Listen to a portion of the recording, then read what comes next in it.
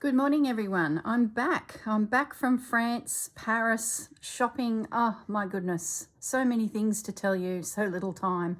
No, I'm going to make time. This video is all about the shopping, what I purchased at the different locations, and a bit of a skim through some of the adventures that we had. And then the next series of videos is going to be a project that I've been thinking about the whole time, that I'm going to make with you guys and tell you the stories from the trip. So buckle up. It's an adventure. Everything went to plan. There were no problems and we're all home safe and sound. So that's the first thing I wanted to say. So it was a fantastic adventure. We were pretty much there for about 9 days. So this was a little itinerary I did for myself, just so I sort of knew where I was at any one time. Once we got there, we sort of spent the afternoon looking around, and then I had a guided tour to a monastery out on the west coast of France. So I'll go through that in more detail in future videos and the stories attached to it. We then, on the next day, met Susanna from Vintage Blend Studios. Susanna also was part of our tour, so we met her at the hotel. She flew in that morning and went for a walk, and then we let her rest and we took off for more adventures. When I say we, that's my best mate Marianne and her daughter Chelsea, who's also my goddaughter. She's also the store manager of one of my stores. She's classed as one of my best mates too. So Chelsea girl came along as part of our adventurous trio. So we met with Susanna, tucked her into bed, and then took off for the afternoon for more adventures. The next day we did a half day to Versailles, the big palace. Fantastic. Oh my goodness, you should see the videos I took of that place. You guys, oh my goodness. I was watching them through with my husband last night, and even he had his jaw on the ground. He just couldn't believe the opulence that was going on in that time in French history. I can sort of see why they revolted and dragged him out, and Marie Antoinette lost her head over it. But anyway, a story for another day.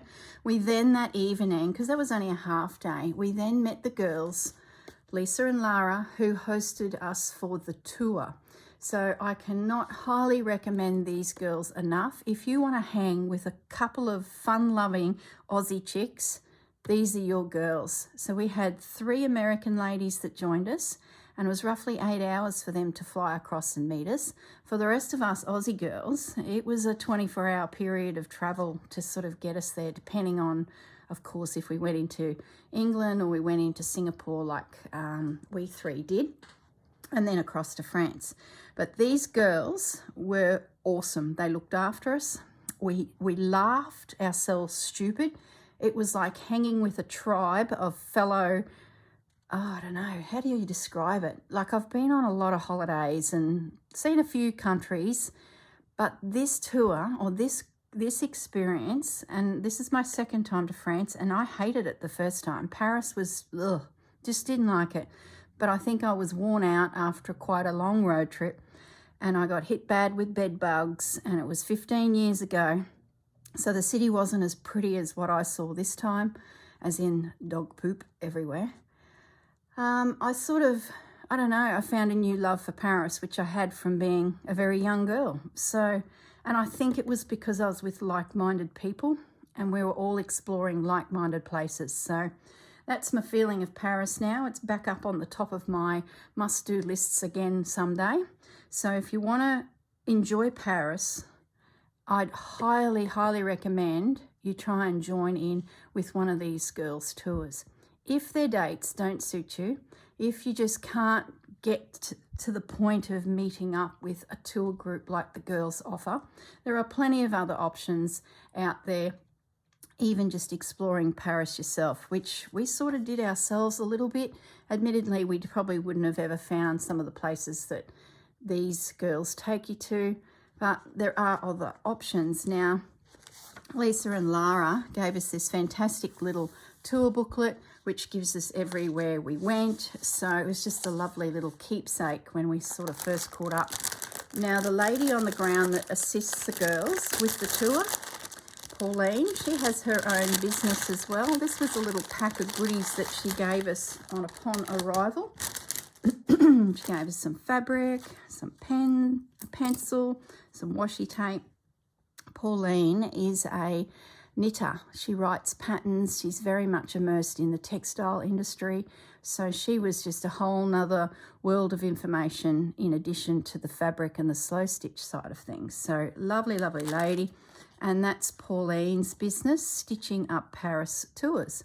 So if you just cannot get dates that suit the girls from Australia, you can actually reach out to Pauline and just say, hey, I'm in Paris for one day on my way through to somewhere else, and Pauline can put together something for you. A couple of the ladies in the group are staying on for a few extra days, and I believe they were doing some little day trips with Pauline because they were knitters. So Pauline was able to tee them up with some knitting outlets. So fantastic bunch of girls. What's in here? Oh yes, part of the little pack that Pauline gave us. And of course, a map of the metro. So this was our mode of transport. Now the girls all stayed at a hotel somewhere over here. And because there were three of us, I had a look around for an apartment. So we were over near the Eiffel Tower, somewhere over here. So we had to rely heavily on the train system to get us to the girls each day and then home again. That's what added the extra walking to our tour. So if you've got limited capability of doing a lot of walking, please don't think the tour was all about that. We sort of was a bit self-inflicted because we had to travel each day about 3 kilometres in walking just to get to the girls via the train system. So, but the tour itself wasn't too bad. There was definitely a lot of walking in there because Pauline would take us to a district famous for a particular type of thing. It might be old textiles, it might be haberdashery shops, or it might be a particular design house. And then while we were there, she would point out the history of the area. So a king stayed here, or this was created for this reason, whatever. So there was a lot of history involved in the tour as well. And that's where Pauline came into play, giving us that French history while we were surrounded by ladies that were also lovers of textiles and threads and things like that. So that's enough about the group.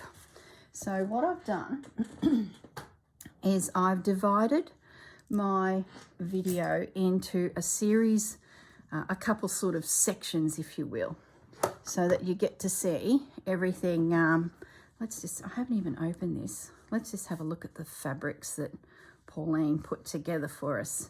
And I would say these are definitely her tones too. Looking at what she wore for the day and the colours, this is definitely a Pauline pack of fabrics. Turn that over. Beautiful.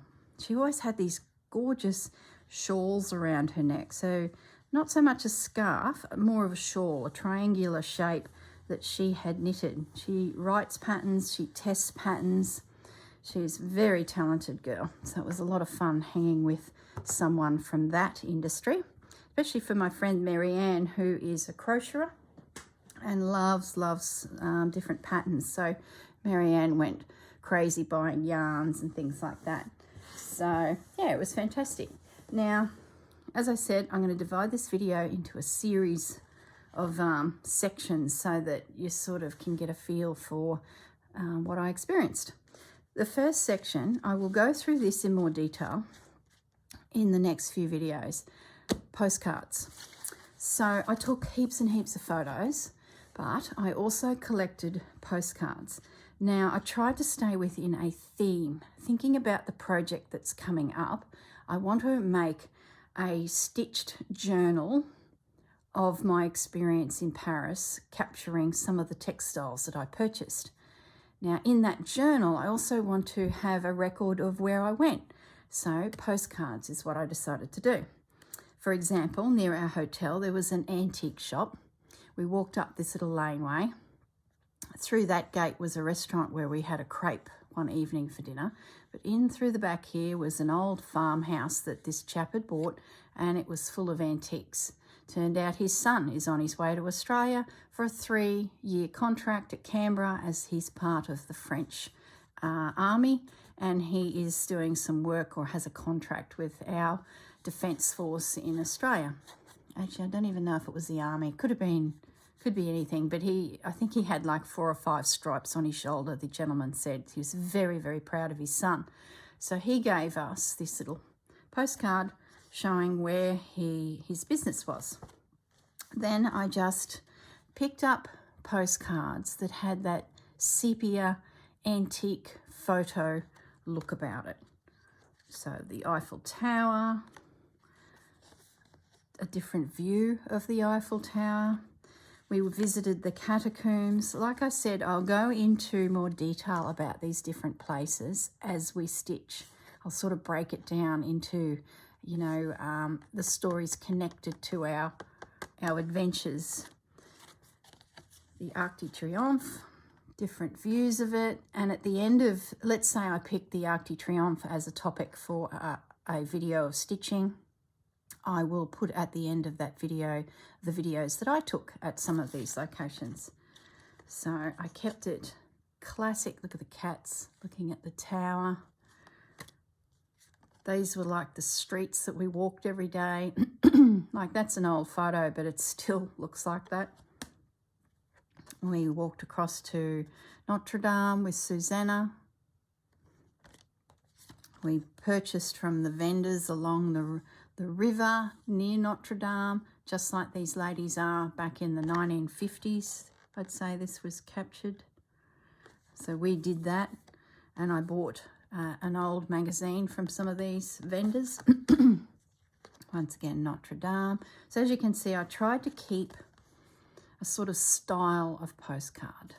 There are a few more modern things because at the end of the day, I really needed to capture what I saw. You'll see what I mean. This was fantastic. This is a big fabric district where, if you want fabric by the metre, surrounding this area was where the kings would put all of the textile people. So if you wanted to buy fabric to make furnishings in your home, this is where you would go. And it was all around the base of this church. Now, to be honest, I don't remember a whole lot about this particular day. There's a story. Casper. All the way from Australia, that bloomin' cat drove me nuts. But I'll tell you that another day. So this day was a bit of a blur to me because I was getting to the point of frustration. I was stuck in Paris and I couldn't assist my husband with Casper. He's okay. Oh, he's just fine. It was the torment he put me through for 4.5 days. Turned out he's just fine. But anyway, that's another story. The Louvre, we walked through here when we finished with Susanna, and she went to pretty much bed for the rest of the day because she just landed. Marianne, Chelsea and I went for a big walk, and using the railway system, visited the venue where the Louvre is. We didn't go in. It was a public holiday and it was just so crowded. There were people everywhere and the queues to go through were just horrendous. So we sort of looked at the queues and said, no, it's not going to happen. Once again, the original Paris. This is the very original city. It's a little island within the river. Notre Dame is nearby. The Chapel Chapelle, we went through that chapel. I'll show you those details in coming videos. This here, I've got a photo of that side of this little area, which is the oldest palace still standing in France, because that was the original Paris, and then out it went from there. As you can see, it's expanding out to the horizons. So I've got a photo of that, and as we walked across this bridge, and in around there was some haberdashery stores that we visited. More images from Paris, just beautiful. That's all stained glass windows. So that's where I come to actual photo postcards like you would traditionally buy, because there's just some things that need to be in colour. These are the stained glass windows that are all through this chapel. Unbelievable. I've never had my breath taken away from me as I walked up this spiral staircase into this top of this church. Oh, guys.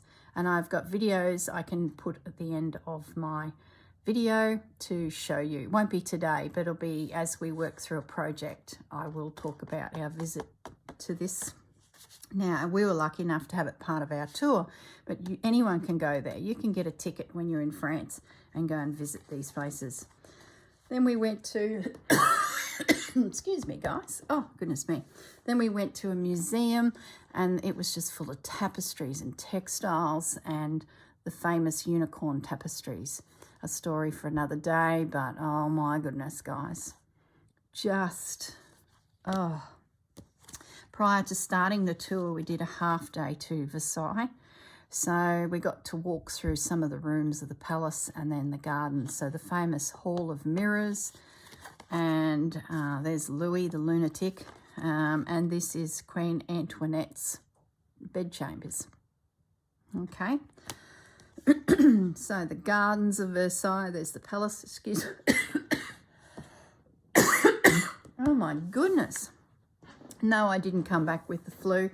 Oh, there's so much smoke around our house at the moment. It's got really chilly, so everyone's cranked up the fireplaces.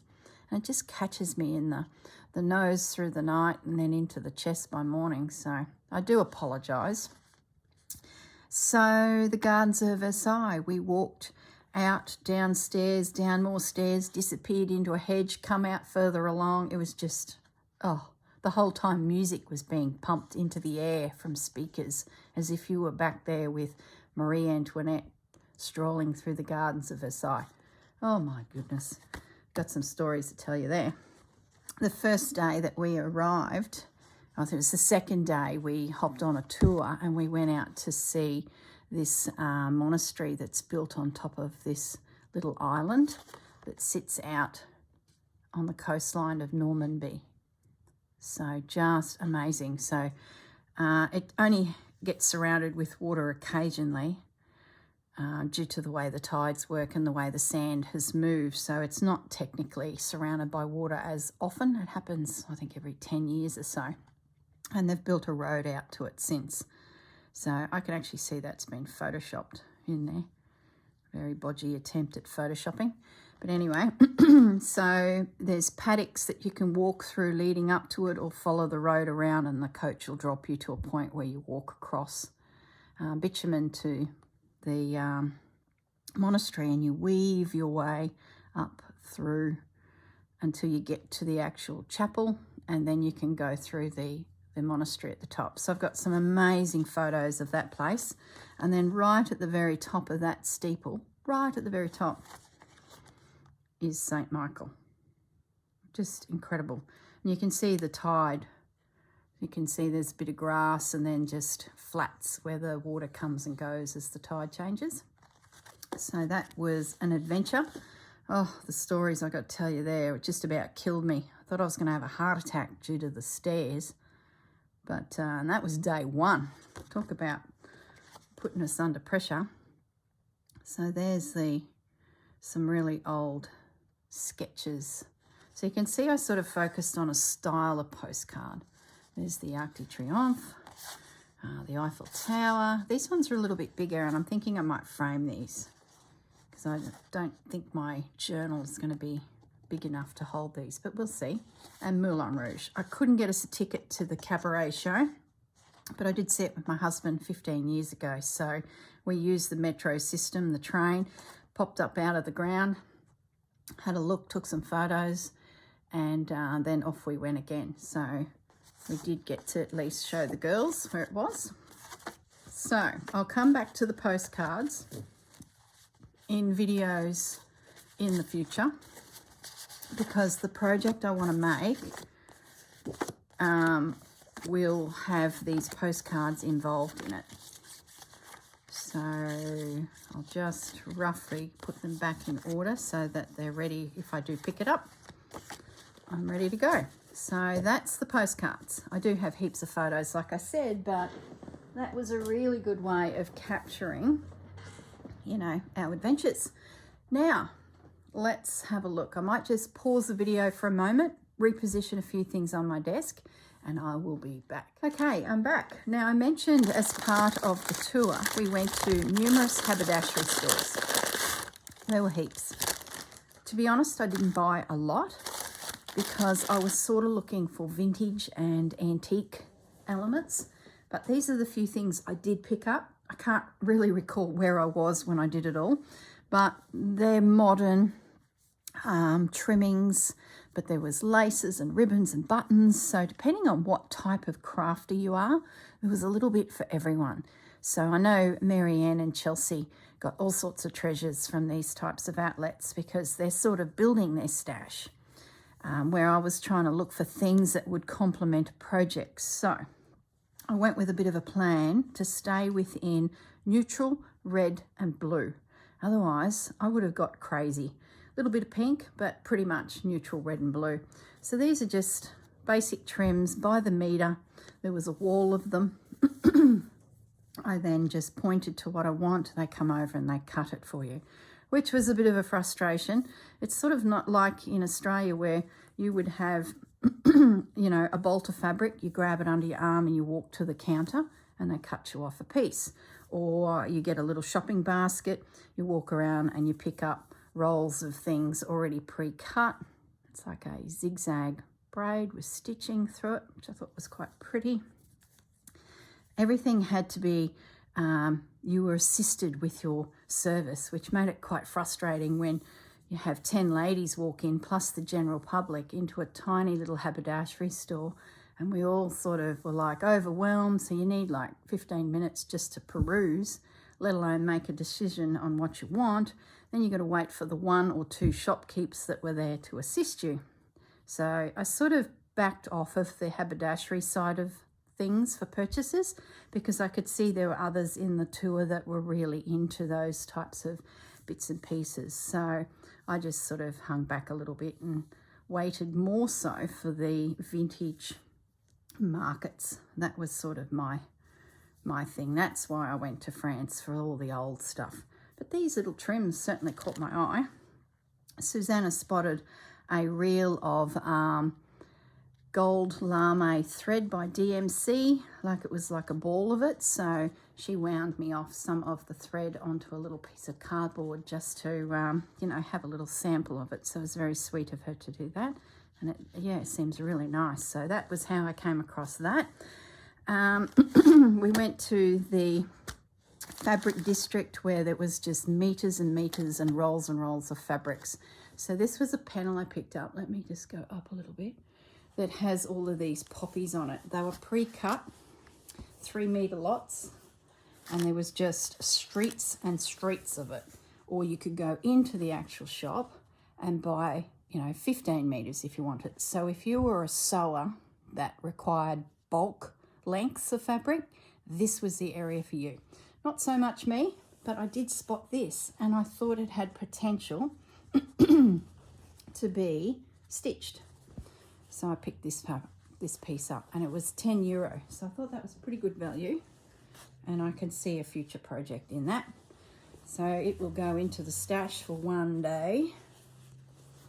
So that is part of my haberdashery purchases. Now, opposite one of these little haberdashery stores, they had a business that was trims. And I went to town. I went crazy. So I'll just get all the paraphernalia out of the way. And oh boy, I'll show you photos. These are all cards from different little places we went. And oh, it was so expensive, but it was ridiculous. But I couldn't help myself. So I picked 3 colours. Like I said, I tried to stay within, you know, blues and reds and neutrals. So I picked this one. I got 1 metre. It was crazy expensive. I'm not even going to tell you how much it was a metre because that's just going to bring guilt into my head and I'm not going to feel it because it's just divine. So this one has sort of reminded me of Christmas. So I picked up this one. Don't know what I'm going to use it for. I bought some brass hooks. I'll show you them later on in the video. And I was sort of thinking I might just hang them in my room and admire them. I don't know. Had a little bit of buyer's guilt after this. I don't know why, but I did. And that one there is in those blues with that little bit of green. They're sort of tones that I would be drawn to, so I think they'll pop up in the future projects. So this group of purchases we're just going to call haberdashery stores. So you can imagine what I saw. Like, it was just so much fun. So I was quite restrained when it came to the haberdashery stores, and I think we went to probably, I don't know, 5, maybe 6 of them, plus history around them as we walked through the streets over those days. Oh, beside myself. Anyway, the next thing I want to show you is, I'm going to pop this aside. We went to Chanel. Look at this. I went crazy. So what we did was we visited the design house where Chanel works out the woven fabrics for future collections. Does that make sense? So you'll be familiar with Chanel jackets. For many years they've got that woven look. They do all sorts of clothes. It's just part of their whole range. But in this fashion house, we saw where they get the ideas, the colour palette they may put together, and then there were interns there from fashion design schools who would weave samples, and these are some of the samples. Then these samples would go to all the big bosses, and they'd go, oh yes, I like that, that's close, that's not good enough, do that again, yes, I love it. Off it'd go to the design house and maybe apply to an article of clothing. Once the samples are finished with for the season, they go to an outlet. We got access later that day to the outlet, and then we could buy the samples that were rejected for as little as 50 cents or $1. This is euro, to our heart's content, and there were thousands of them. So, a little bit overwhelmed by it all, I decided I better stay within a colour range. Now, this is one that Chelsea actually picked up, and I just saw it and I said, oh, I must show the ladies. It was just so beautiful. So it was sort of rummaging through piles and piles of fabrics, and that just, oh, I loved it. It wasn't one that I saw, and I would say I'll probably beg to chop off a little bit. I think her mother has plans to chop off a little bit as well. So that was the first one. Now, in addition, in amongst all the samples, there was little pieces of artwork. Now, I didn't see any. I don't know where I was fossicking, but I just didn't notice them. But Susanna found this piece, and oh, I just thought it was beautiful. And the beautiful girl, she gifted it to me. So this is Frida, the famous Cuban artist. So I was sort of kicking myself that I didn't look more for some of these pieces, because this has been created in that fashion house as maybe, I don't know, they were going to insert it into an article of clothing. I don't know. But it was rejected, and it was in a box for like €1, might have even been less. So some of the other girls found some beautiful pieces. They were like lilies and poppies, and I don't know, I couldn't get past the woven fabric. So I was sort of a little bit tunnel vision. So I'm sort of kicking myself that I didn't find more beautiful pieces. And I said that out aloud later on at dinner, and then the beautiful Susanna gifted me this one. So I'm going to frame it. I'm going to put it in my room. I think it's just beautiful. I can't imagine how they wove this, you know, just, we saw looms weaving away. So thank you, Susanna, once again. She's such a generous girl, that girl. So what I'm going to do is just go through some of the fabrics that I picked. And like you can see, neutrals. These were like hanging for €1. And it's 3 fabrics that are similar but were never used, so rejected. Everything's catalogued. So if the design house decides, yes, that's going to be a series of jackets, away they go. So to see them sitting there actually making these fabrics was such a treat. Oh, unbelievable. I felt very humbled by what I saw. And don't get me wrong, I'm not a design fabric girl or clothing girl at all. You will not see anything designer I don't know, it's because I can sew. I sort of, for years, have thought, why would I pay that much? And Chanel, I've never been a big fan of these fabrics in jackets, but after seeing how they made it, seeing the process, I just fell in love with them. I don't know what happened. Not that I'd ever buy a Chanel jacket, it's just not me, but I can appreciate this piece of textile. And the fact that I can bring it into my craft room and play with it myself, yeah, that was pretty cool. You can just see cutting out these little morsels here and stitching them into our pieces. Like, it's just divine. I had considered removing these panels, but I had plenty of room in my suitcase, so at this stage I decided not to. And I guess if I want to hang them in my cupboard, I can. Look, something must have caught someone's eye. They've taken a little morsel from the sample that the students made. So, just beautiful. So let's just flip through them. I'll be here forever the way I'm going.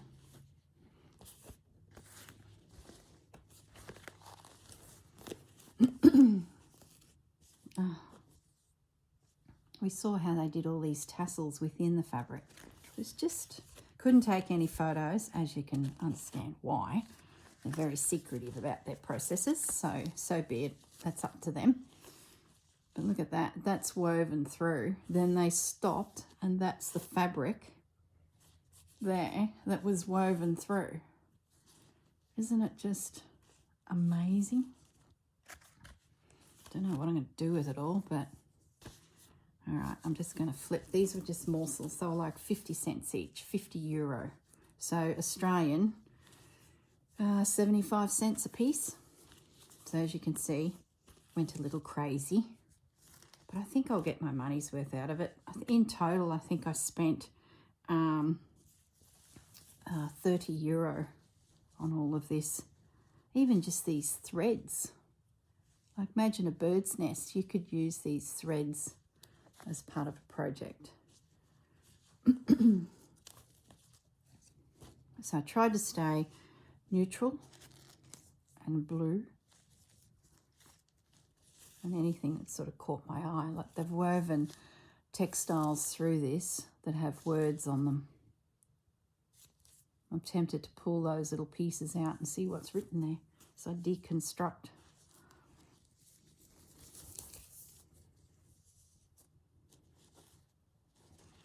Marianne and I both got a piece that's really long, this one here. We're thinking about cladding it with different Chanel fabrics from our pile and making our very own scarf. So that's what our thought was with those long pieces, is just take morsels and stitch them onto a base. Oh, it's just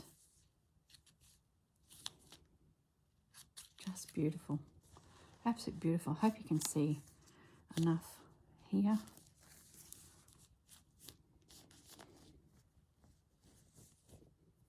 So something's been cut out of that sample. It obviously caught their eye. Metallic threads going through. So I'm not sure what I'm going to make yet. Got a few ideas, so stay tuned. I think it'll just pop up from time to time because of project. Look at that. Isn't that just, looks very dark on the camera there, but it's actually a real navy blue. I've got a couple pieces of that one. I thought of even trying to stitch them all together and making it just a beautiful blanket. I don't know. Maybe I'll just admire them and look at them for the next 100 years. So that's the Chanel fabrics from the Chanel tour section. And then in addition, these are some of the fibers that they use to make their pieces. And they also had them available for very little money. And I thought, well, if I'm going to do some weaving, I better have some of them too. You know how it goes. So that is my Chanel experience. So what I might do is stop the camera once again, and I'll get that off my table and I'll bring in the next purchases. So it won't be a moment. Okay, I'm back. Now, this is the treasures. As I mentioned, we went to these huge markets. Now, these markets not only sell textiles, they sell everything. So if you buy yourself a chateau and you want to restore it with things from France's past, this is where you'd go to get a lot of your supplies. Chandeliers, statues, textiles, you name it. So this is pretty famous. Anyone can go there and you can just lose yourself in the abyss. Now, I only focused on two little areas, one area in particular, which is more of a textile zone. So, but you could wander for days in there and find all sorts. So my goal was to find 2 pieces of linen that I can use in my projects, because I buy a lot of these linens from overseas merchants. So I thought I'm going to find myself a couple big pieces. I believe they're probably tablecloths. They are monogrammed. They're old and I just love them. So there's a monogram on there. I think it's an R and an M. So I got them for €32 and €25, something like that. I did see it elsewhere for up to €80. So you really need to watch your prices, because yeah, at the end of the day, it's a merchant making, you know, a living out of selling old things. I then picked up a couple little pieces of linen. These were like little tea towels. They're pretty common on Etsy. Probably paid too much. I think they were €12 each, considering I got meters and meters of fabric over there on those big pieces. But I did like them, and I like that red line. And there's a little laundry label there stitched into them. So these, I'm going to take that label off while I see it, because it's just sticky residue we don't need. So I picked up that one. This one was another one, just old. That was €9, just tea towels. Oh, look, let's be honest. Are they old? Who knows? They could be, you know, from the 1950s. I did notice a little bit of that. It's sort of like they've cleaned out an estate. Old grandma's passed away and the family's called in these merchants to take away everything, and then they on-sell it to all of us. So you really do need to sort of hunt and be careful what you buy, because some things were so overpriced it was ridiculous.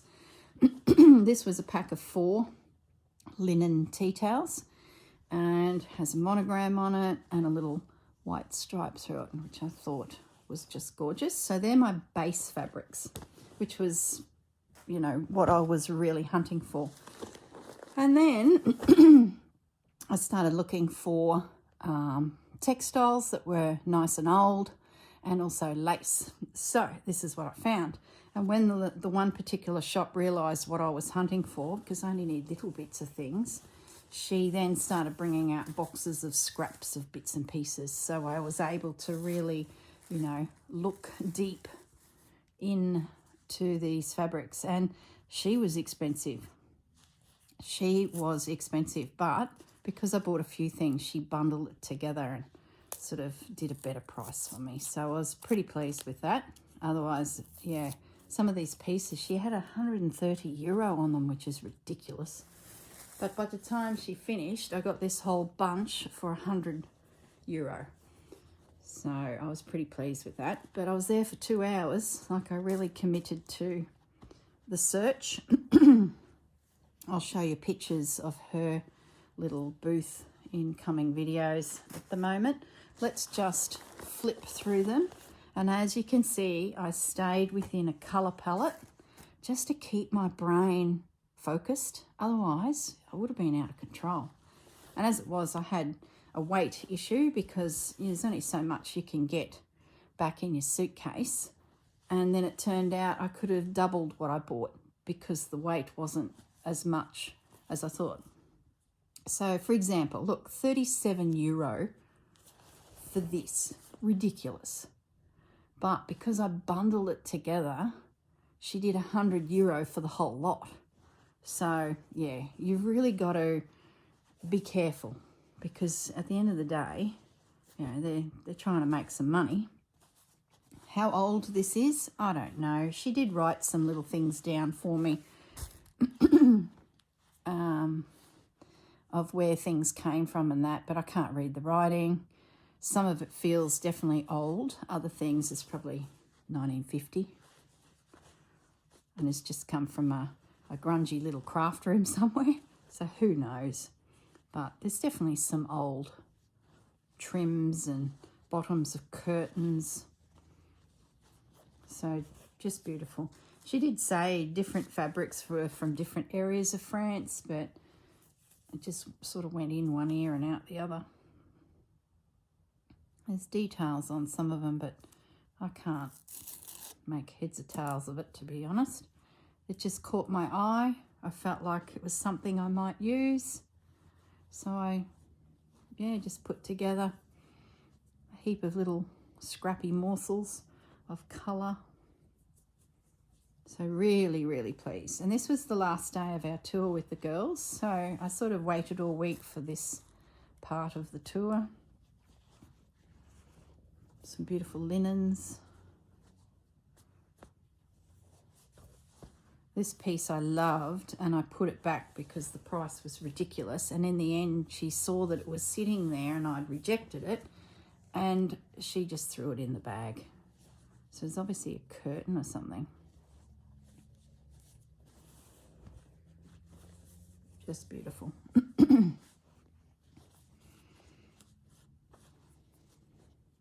Just morsels. Oh, I love this. Beautiful. Just enough of that image there that I could get it out, and then the villagers dancing. Oh, love it. It's sun damaged, it's faded, stained. Beautiful. I'm sure some of you are looking at it going, my goodness, girl, you've bought some old rotty fabric. Yeah, I did, but I love it. Nice big piece of fabric. It sort of reminds me of French General, which, as you know from my channel, I'm a big fan of these pieces of fabrics. This feels like it's a sheet, bed linen. A lot of it seemed to be on consignment too. Like some things she was happy to take cash for, other things she wanted through the FPOS, and it was recorded on a docket book. So I would say she has a lot of fabrics on consignment within her business. So therefore she would have just a small commission on it, and the money would then go back to whoever had the piece, you know, in her shop. I'll come back to that. Another little scrap that she had that she just threw in, and there's a couple fabrics there, some really old fabric on the back. Little morsels. I don't know what that's come from. Who knows? Love this piece. Look at that. These are some of the bigger pieces I referred to. Like this one here, I think she had €150 on it. Ridiculous. So to get it as part of a bundle was just a bonus. Just beautiful. Little bit of pink, not a lot of pink and blue, but it'll all work together. That's an old piece. It's come off of a curtain or a piece of furniture, or out of a sample book, who knows. Just beautiful. And then this piece, and it's even got the original label still on it. Shame it didn't have a date. It feels like an upholstery fabric.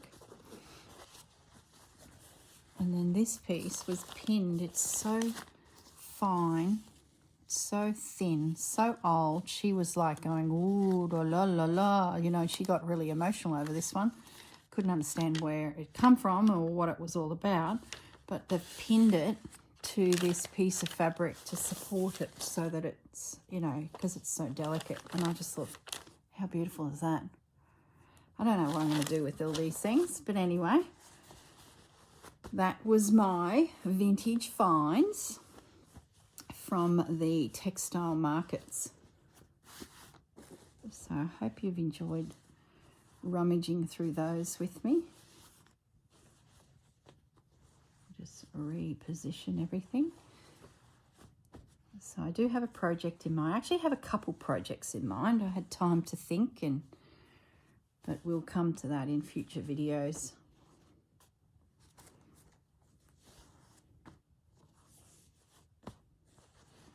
Now, this little guy, this is a pre-printed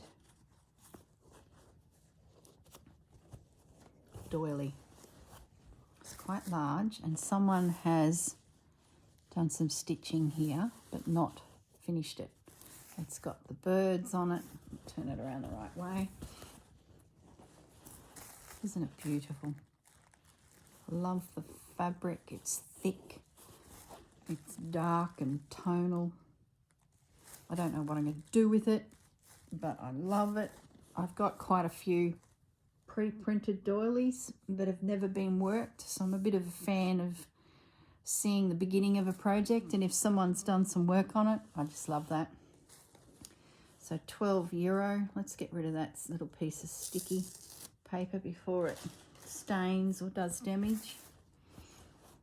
So really pleased when I found that little morsel. So let's put those fabrics, they can stay there, to one side. Now, the lace. To be honest, I didn't find a lot of lace, and any lace I did find, it was probably 1950s. I keep saying 1950s. That's just my way of saying that I don't think it was that vintage.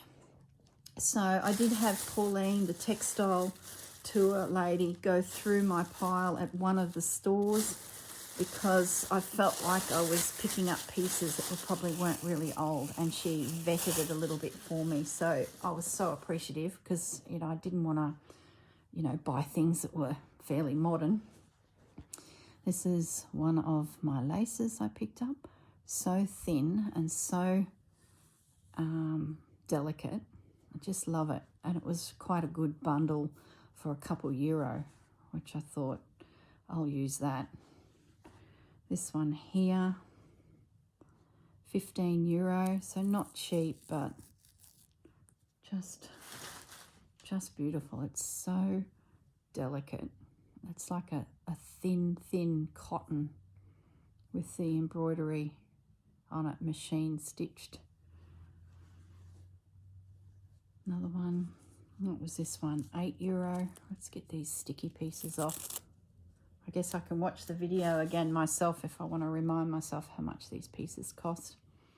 That sort of feels like it's my grandmother's era, maybe the 70s, maybe 60s.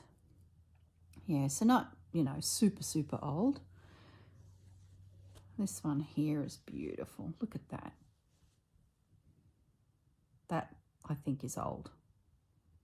I'm just not up to speed enough yet on the laces, because I probably haven't been exposed to a lot of laces. So you sort of learn as you collect. This one here, it was in a bucket of rejects, so she threw a big box out and I just went through it. I sort of feel like I've seen this before in amongst my grandmother and her mother's collection, but I don't know. It's got a tulle base to it. It's so delicate. It feels old, like it would rip very easily. And then when she realized that I was looking for morsels of things, she then gave me this, like I said, bucket of lacy things to go through. So it's like scraps. So I got that one. That was a decent amount, actually. It's so fine.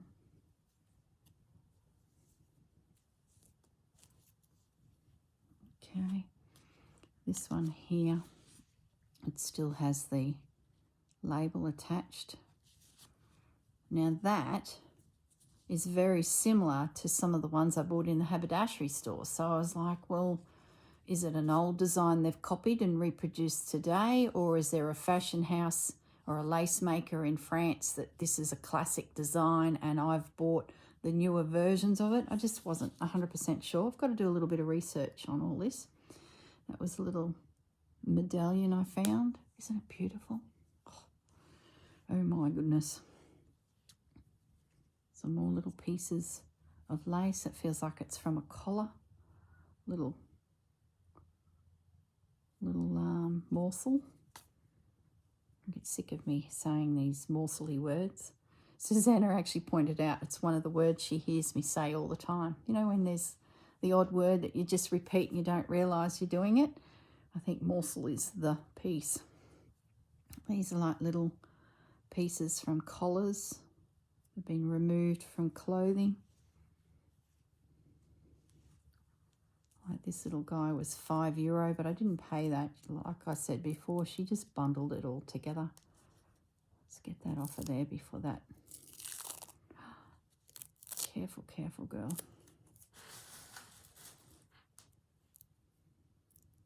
Gentle, gentle. There we go. Whoops. So part of a collar. Isn't it just beautiful? That's so delicate. That reminds me of a piece that I've got from my grandmother's cupboard that was an auntie's. I think this is like, let's say, the 50s. I don't think that's real old, but it's, you know, it's been in someone's cupboard for a while. Aren't they just different? Come back to those pieces.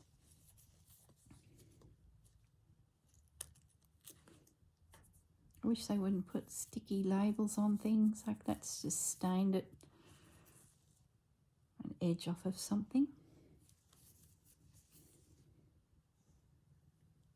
Another one, so delicate, it's come off of something.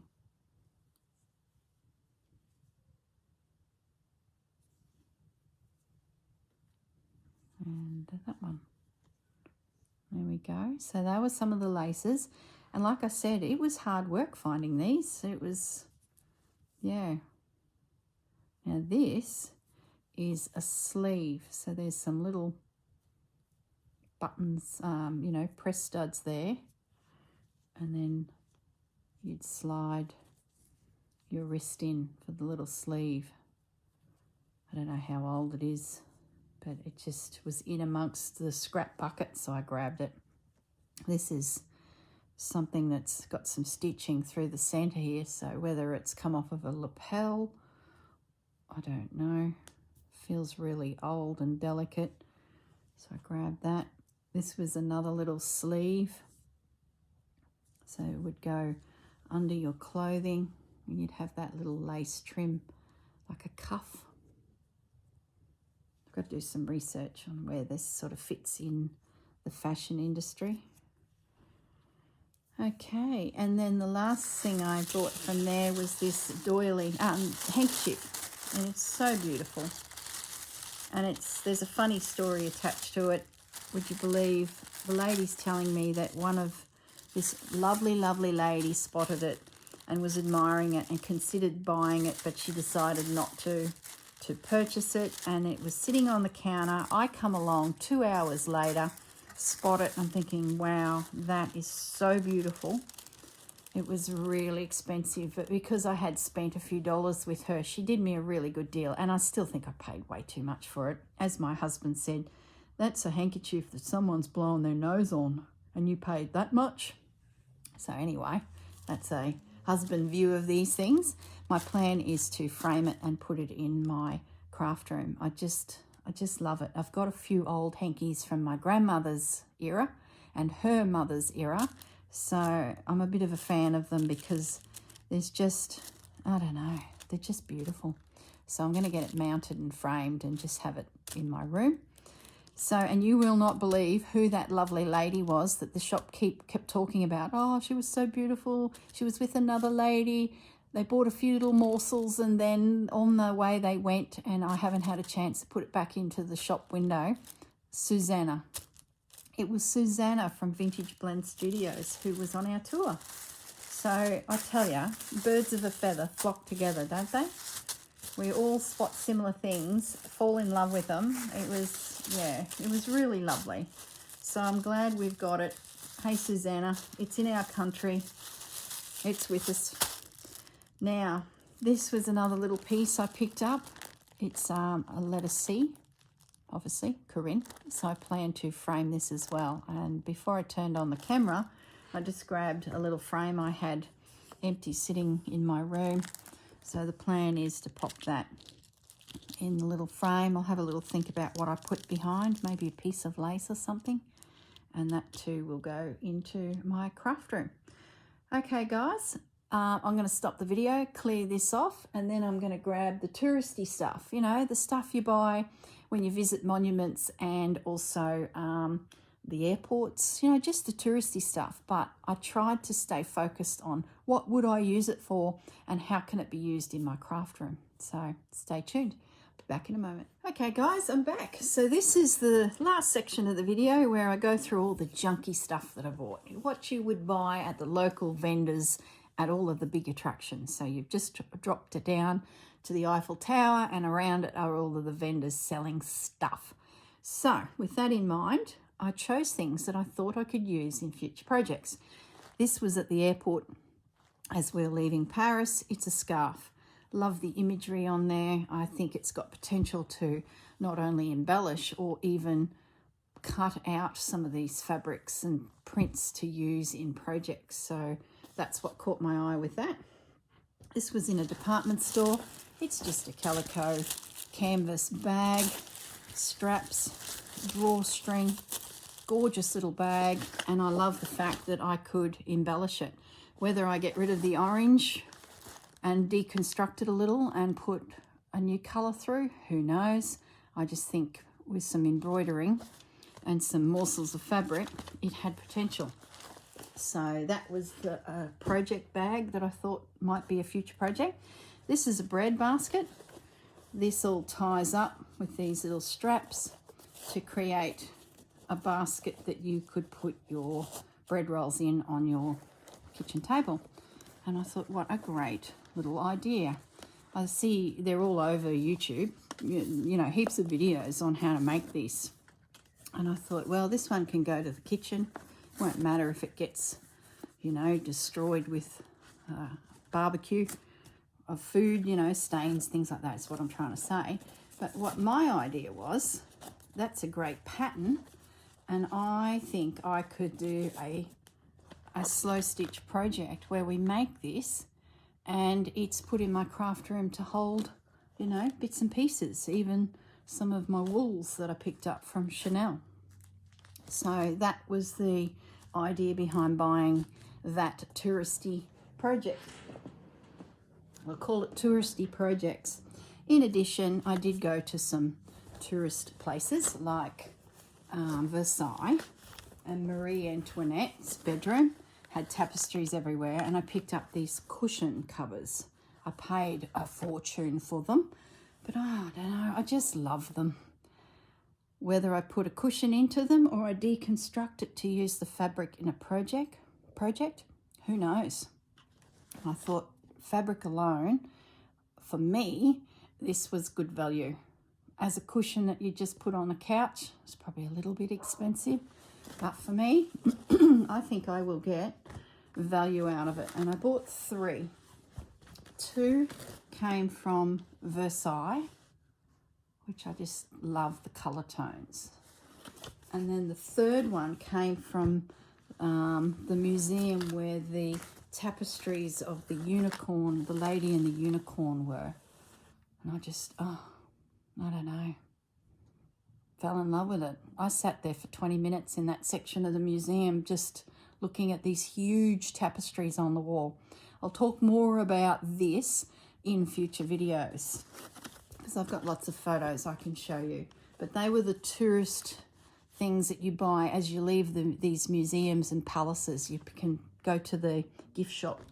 So I stayed focused on textiles.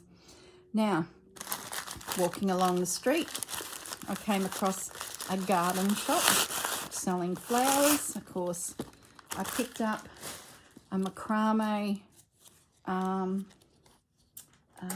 pot hanger. Now, I can do macrame. I did it years and years ago as I was younger at school, and I've made many hanging things over the years. They're all coming back into fashion, and I've got quite a collection of indoor plants. So I thought, oh, I'm going to pick up a few when I see them. I got one from New Zealand when I was on the cruise a couple months ago, and I got this one from Paris, and I'm going to hang them somewhere in my home with some plants in them. So for a touristy remember Paris, that's the piece I picked up. And I thought I might do a tag, a fabric stitch tag that can be attached to it that will remind me that, you know, it came from Paris. So bags. Now, I bought myself a t-shirt. Oh, I couldn't help myself. So I bought myself a red Paris Eiffel Tower t-shirt at the airport as I left. So that's been washed now and is ready to go in my cupboard. Now, hanging everywhere are bags, touristy bags we call them. That one there, I loved it because of the images on it. Cut them all out and then stitch them into a project. Chelsea bought some things from the Versailles gift shop, and she was given a calico bag. So she gave that to me as just some fabric that I could, you know, use in a project. So I got those two. And then I got this one. I just love the colours, and I thought for fabric, maybe a journal cover. I don't know. So that was my theory when I purchased those few things. And now I picked up at Versailles, this was the colour scheme for Marie Antoinette's room, and I thought on the side of a journal this would be gorgeous as a little dangle. So that was the theory behind buying that. Then this was a key, as in the key to the chateau, Versailles, and I thought for a journal, lovely. I found a key ring of the Eiffel Tower, and it's quite flat, like it's been squished, so I thought also for a journal that would be good. One of the haberdashery shops had a little tape measure. Now these are everywhere, straight out of China, sold by the millions, but I just thought it caught my eye. I didn't buy anything other than this in the little shop, and I thought when I'm on video with you guys and I'm always chasing a tape measure, I'm going to pull this out and I can measure fabrics quickly to give you a bit of an idea. Two little containers, just cheap in the cheap shops. This is from a Van Gogh painting, and William Morris, a little melamine tray for William Morris. So just some things for my craft room, basically, useful or could be used in a project. Now this is some brass florally hooks that I'm going to attach somewhere in my craft room and just hang whatever from, you know, just trying to keep it a little bit useful. And I just fell in love with this little guy. He's a little reindeer. Being that I have Christmas shops, it's sort of, I don't know, just sort of grabbed me. Now these were from a merchant that brings items in from Indonesia and Philippines, so really not France at all, but they just caught my eye and I thought I can use them in my craft room. So those little items, and the last thing was this very old artwork from a journal, bought from a vendor on the side of the footpath near the Notre Dame, and I just loved it. So I don't know what I'll do with it. It was a bit of an impulse purchase, but they're just gorgeous. I believe inside is more text. Let's open it up and have a little look. There we go. That's the first time I've opened it, and look at that. Oh my goodness. How gorgeous. It was quite inexpensive, so there must be just heaps of these around in Paris. So that was a lot of fun, and the gentleman that I bought it from, if we go back to those postcards, there's a postcard there. That's the type of vendor it was. These all close down into boxes. They open the box up and then start trading their wares out. And that journal came from one of those vendors near the Notre Dame. So that's why that postcard caught my eye, because it sort of reminded me of where I got those items. So now in the last couple things, yeah, the books. I could have bought a lot of antique books, but I only bought the one. I was quite controlled. And that's her there. Just gorgeous. She's a pretty big cover. She's an old girl. She's got a gorgeous spine. Beautiful marble paper. Look at that. She's an old girl. And the date is, from memory, 1844. So she's quite discoloured.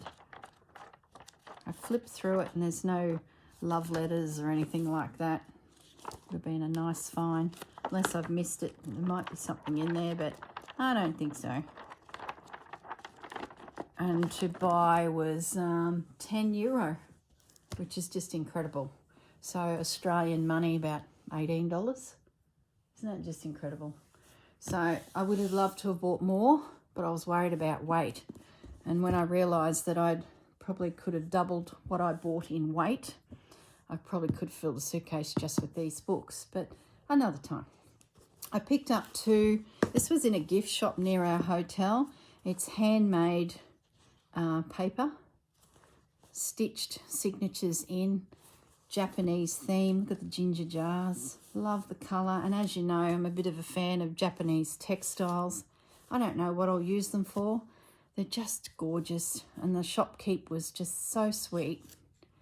It was a bit of a quirky little gift shop. So I bought those, and this is a little journal. It came from the vendors that I bought those brass hooks from. So this is an item that probably has come from Indonesia or Bali, and once again it's handmade paper in a leather. They had heaps of them there. I've seen them in Australia, but this is not anything antique or anything. It just caught my eye. I know I would probably use it. It's a good leather cover, plenty of paper inside. Whether I take the paper out, use that for another project, I don't know. It just caught my eye. I thought it was just beautiful. And it was pretty inexpensive too.